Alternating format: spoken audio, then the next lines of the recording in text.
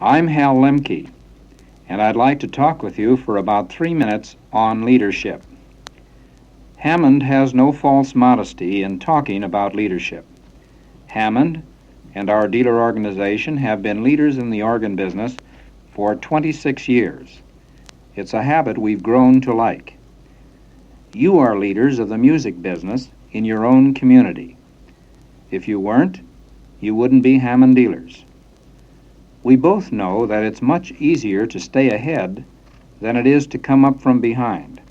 And what I have to say to you today, and what the editors of 8 leading magazines will be talking about later, is how Hammond's new advertising campaign is going to help keep you and Hammond in the lead. We all know that Hammond advertising has been imitated by all of the followers. Every idea we've invented for promoting and selling organs has been used in some degree by others. We're used to it. Rather than irritating us, it only stimulates us to develop new ideas and make them work better. Our advertising for this year is a new idea. It's been almost traditional in advertising, even our own, to prepare an ad for, say, June, and run that ad in all the magazines on the list. And what happened was that a young housewife with 3 children saw the same ad that was read by a retired business executive with $300,000. Now, this is not bad advertising. In the years while the idea of a home organ was being popularized and gaining acceptance, we needed a continuity of attitude. This was a way to achieve it. But now, it's time for the bolder, more confident approach. Time to sort out our many kinds of prospects and talk directly to them on their own terms, just as any one of you salespeople cue your selling to the kind of a prospect you're working with. This year, you'll see different Hammond ads in different magazines. For example, an ad in Fortune will talk to a businessman in business terms about the real and tangible benefits he, as a businessman, can expect from a Hammond organ. A totally different ad in McCall's will address a homemaker with an understanding of her interests. It will bring home to her how a Hammond organ can strengthen her family's relationships with one another. It will draw on the editorial climate of the magazine to fit her frame of mind as she reads McCall's. And so on down the list of 8 carefully selected magazines, each of which appeals to a different type of prospect, the same type of prospect you talk to every day. You'll hear from the editors of each of those publications right now. To summarize, let me say that because we are leaders, we have selected leadership magazines in each field. We're proud of them, and I think from their remarks you'll gather that they think pretty highly of our new selective advertising approach.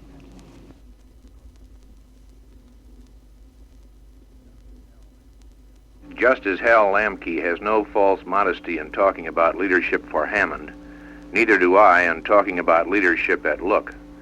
For Look today is the biggest selling magazine in its field, with a circulation of well over 7 million copies per issue and an average issue readership in 1 out of every 3 homes in America. A while back, we put our thoughts on leadership into words and used them in our own promotion advertising. The headline was, "Leadership is a challenge, not a reward." Here is what we said. The leader who rests on his laurels soon loses them. Leadership is action, doing, not being. Leadership is vitality. It is moving ahead steadily, vigorously, faster than all the others. Leadership is progress, the conviction that good can never be good enough. Leadership is attracting followers, making others imitate because they can't anticipate. Leadership is good citizenship, for success entails responsibilities. And leadership above all is people, knowing them, understanding them, helping them attain what they want and need. And our copy ended with a line we at Look have used over and over again to sum up one of our basic beliefs. That line reads, "Success is a journey, not a destination." Now, I have seen some of the advertising Hammond plans to run in Look and the other great magazines on your schedule. Advertising aimed at helping people attain what they want and need. There is no doubt in my mind that with this kind of promotion support, with the quality of product you have to promote, with your dynamic sales organization leading the way to continued leadership, success will be a most rewarding journey for everyone at Hammond.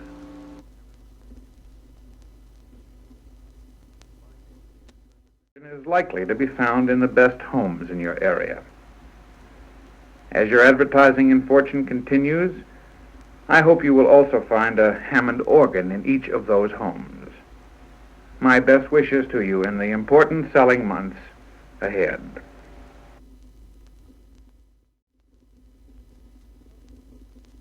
As publisher of Fortune, it's my pleasure to tell you a little bit about our management subscribers who will be reading your Hammond organ sales message in the May issue of Fortune. I'm Dick Hofer, publisher of House Beautiful magazine. To us, the words Hammond and leadership are just about as synonymous in music as House Beautiful is in quality publishing. I think Hammond's leadership is an exciting blend of product and promotion. The product is right, the promotion is right, and the profit potential for alert retailers is tremendous. Typical of Hammond's leadership is this new approach to advertising. It takes courage to design and plan different ads for different markets. It takes foresight, hard work, talent, and a large investment. But it produces business. House Beautiful, a leader in its field, is proud to have been selected to carry the Hammond message to nearly 5 million affluent, home-minded, music-minded Americans. The average House Beautiful family earns over $15,000 a year.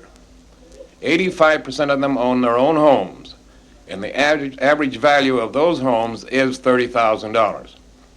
Most important, they are music-minded. A majority of House Beautiful families have one or more members who play a musical instrument.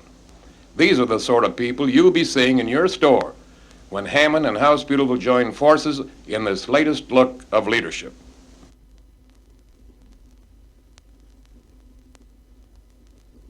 The human animal consists of 3 living entities, the body, the mind, and the soul. Each must be sustained, each must be given its food, its exercise, and its pleasures. For an individual to learn how to provide these necessities of life to his own 3 entities is to learn the secret of constructive leisure. Increased means and increased leisure are the 2 civilizers of man, said Disraeli. They are, if man learns to use them constructively. We now have the means, money, and products by which to achieve the fullest, richest life ever known to mankind. And we now have unprecedented time of our own, which might be the greatest gift of all. What we do with that gift will decide the quality and the place in history of American civilization. So wrote Ted Patrick in Holliday's 10th anniversary issue. Holliday is dedicated to giving sustenance to the 3 entities of man, and in doing so employs the talents of the greatest in literature today. Drawing from both here and abroad, we find, among others, such names as John Steinbeck, Sean O'Fallon, the Irish writer, Clifton Fadiman, Victor Pritchett, the Englishman, Bruce Catton, and Aubrey Menon, basically novelists, as they are the most sensitive in interpreting the pleasures of this world. On the graphic side, Holliday has won more prizes for excellence in its short life, perhaps than any other magazine. This because of the great work of such men as Henri Cartier-Bresson, Ewing Cranon, Arnold Newman, John Lewis Stage, Burt Glenn, and many others. This sort of talent is bound to attract a very significant segment of the total American market. More than 900,000 families, these people are endowed with incomes which are more than twice the amount of the average family. Highly educated, literate, gregarious, they are keen to enjoy the good things in this world which have meaning. Their first consideration is quality in literature, art, music, travel, sport, in the services they use or the products that they buy. This insistence on quality creates an ideal audience in Holliday for Hammond Organ. Holliday, the ideal showcase for the world's finest products and services, is proud to present Hammond to its audience. Quality consumer products, by the very nature of their cost and special appeal, demand a selected audience and must rely on selective media to reach their prospects. Fortune subscriber families, as measured by their material possessions and by their income, make up perhaps the most concentrated audience of upper-income subscribers of any magazine published. And insofar as the Fortune subscriber is a business and a community leader, I think it follows that these family groups are most likely to be the ones who establish the taste norms and who set the pace for the other members of the community. Another fact of interest and important to you are the subscriber figures that show that 51% of Fortune readers are members of church boards. That's an amazing figure, and it's one we're very proud of. I believe you can rest assured that the Hammond organ message in May Fortune, your message really, will be very carefully read. Our reader surveys also show that the average copy of Fortune is picked up over 4 times a month, and our subscribers have told us they spend nearly 4 hours reading each issue of Fortune. This arithmetic adds up to well over 1 million hours of reading per issue, over 2 million opportunities for your message to be read, reread, reviewed, and retained. I think you will agree that a copy of Fortune... This is Alden H. Cipher, editor and publisher of Nation's Business in Washington. Hal Lemke's remarks on your new selective advertising campaign, directed to people with a knack for leadership, seem to me to fit in perfectly with Nation's Business publishing concept. We edit our magazine for leaders, business leaders, presidents, owners of companies, and corporate executives. We deal in ideas they can use in directing their businesses and their people. Articles like How to Weigh Ideas, Keep Your Memory Young, and our Qualities of Victory series, written by outstanding Americans, all leaders in their fields, which examined the qualities which made this nation strong. Eddie Rickenbacker wrote on courage, and then Dr. Ralph Sockman, Dean of the American Protestant Pulpit, on morality, and Dr. Edward Litchfield of Smith Corona Marchant and the University of Pittsburgh on enterprise. Then Rear Admiral Louis de Flores, inventor, engineer, 50 years a pilot, wrote on ingenuity. And Harvard's Pulitzer Prize-winning historian Dr. Oscar Hanlon wrote on the quality of perseverance. Now these readers of Nation's Business are leaders on a broader scale too. In their communities, they serve on school boards, hospital boards, municipal boards. Their influences on national and local legislation. In short, they're people who can and do influence others. It seems to me that they're just the type of prospect you'll be able to sell your Hammond organs to. And they're well able to afford one. 9 out of 10 of them own their homes, and 30% of those homes are valued at upwards of $30,000. Their average income is high. It's over $19,000, and 20% of them earn more than $25,000. So, in Nation's Business, your advertising is talking to the right kind of man for Hammond organ.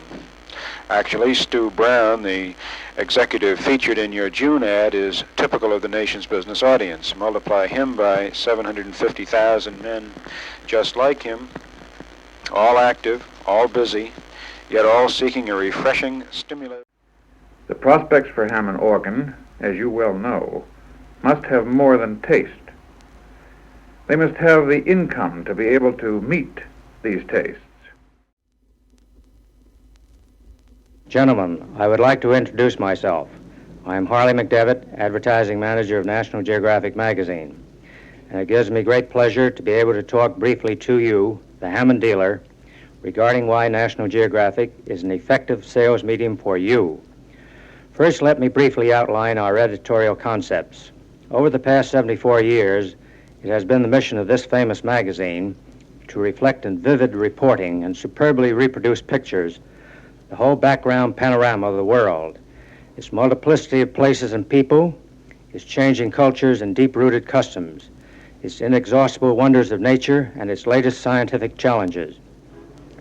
In addition to publishing an informative magazine for our readers, we have participated in many of America's most famous expeditions, starting with Admiral Peary in 1908 up to our present-day association with the National Aeronautics and Space Administration. The consistent editorial excitement of the Geographic selectively draws more and more readers year after year. Until today, we've become one of America's largest general monthlies with a paid circulation of over 3 million active families. Of great significance to you is the fact, as we know from comprehensive readership studies, that our readers are busy, mature people, above average in many characteristics: homes, income, education. Of prime interest is the very high percentage who now own or intend to buy musical instruments. Its 3 million plus families comprise a quality market, available in profitable quantity, which is why National Geographic is a more profitable advertising medium than ever before. That is why your management has selected National Geographic, and why our audience will be most responsive to your sales messages. Thank you.